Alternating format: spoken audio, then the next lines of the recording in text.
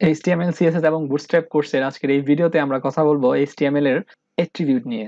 অর্থাৎ আমরা আগের ভিডিওতে দেখেছিলাম HTML এর মধ্যে কোনটাকে এলিমেন্ট বলে। এলিমেন্ট ছিল সাধারণত কোনো একটা ট্যাগ শুরু হবে এবং তার ভিতরে কন্টেন্ট থাকবে এবং তার একটা ক্লোজ ট্যাগ থাকবে। তখন আমরা এটাকে কি বলবো? এলিমেন্ট বলবো। সাধারণত আমাদের প্রত্যেকটা এলিমেন্টেরই কোনো না কোনো গুণাগুণ থাকে। অর্থাৎ এলিমেন্ট হয়তো কালার কেমন সেটা বলতে পারে, এলিমেন্টের নাম থাকতে পারে, অথবা এলিমেন্ট কোন ল্যাঙ্গুয়েজে লেখা সেটাও থাকতে পারে। তো আমাদের যেসব এক্সট্রা গুণাগুণ আমাদের এলিমেন্টের বহন করতে হয় সেগুলোকে আমরা বলি অ্যাট্রিবিউট।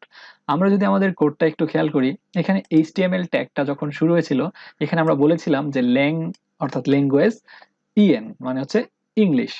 তো এখানে কিন্তু এটা একটা অ্যাট্রিবিউট, যেটা আমাদের এই এইচটিএমএল এলিমেন্টটার, অর্থাৎ যেটা আমাদের এই এইচটিএমএল ট্যাগের ভিতরে যা ছিল তার একটা গুণাগুণ বহন করে অথবা তার একটা বৈশিষ্ট্য বহন করে, সেটা হচ্ছে ইংরেজি ল্যাঙ্গুয়েজ।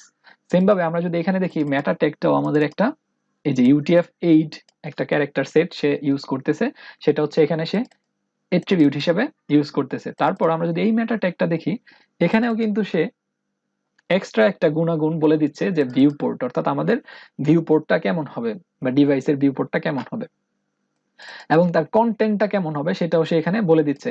আচ্ছা, ধরা যাক আমি চাই এই লেখাটার কালার চেঞ্জ করে লাল করে দিতে। সেক্ষেত্রে আমাদের স্টাইল এট্রিবিউট ইউজ করতে হবে, অর্থাৎ স্টাইল, তারপর আমরা দেখছি এখানে কালার, আমাদের অনেকগুলো এখানে সাজেস্ট করতেছে, আমরা লিখবো কালার।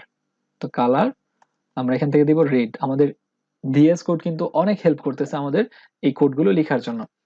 এখন যদি আমরা এটা কন্ট্রোল S প্রেস করি এবং আমরা আমাদের লাইভ সার্ভারে চলে আসি, তাহলে আমরা দেখতে পারবো যে আমাদের সবগুলো টেক্সট কিন্তু কালার লাল হয়ে গেছে। অর্থাৎ আমরা এভাবে এট্রিবিউটের মাধ্যমে আমরা আমাদের কাঙ্ক্ষিত রেজাল্ট পেতে পারি। আমরা আমাদের কালার চেঞ্জ করতে পারি, আমরা হাইট অথবা উইডথ সেট আপ করে দিতে পারি, আমাদের কোনো ইমেজের লিঙ্ক সেট আপ করে দিতে পারি, ইত্যাদি ইত্যাদি। তো আজকের এই ভিডিওতে আমরা জেনেছি যে HTML এর মধ্যে অ্যাট্রিবিউট কি জিনিস এবং অ্যাট্রিবিউট আমরা কিভাবে ইউজ করব। আমরা সাধারণ একটা অ্যাট্রিবিউটের উদাহরণ হিসেবে এখানে দেখেছি যে আমাদের টেক্সটের যদি কালার চেঞ্জ করতে হয় তাহলে আমরা এখানে স্টাইল এই অ্যাট্রিবিউটটা ইউজ করতে পারি এবং কালার হিসাবে লাল বলে দিলাম। এতে করে আমাদের এই টেক্সটটা লাল হয়ে গেছে। পরের ভিডিওতে আমরা কথা বলবো HTML এর হেডিং নিয়ে। Thank you.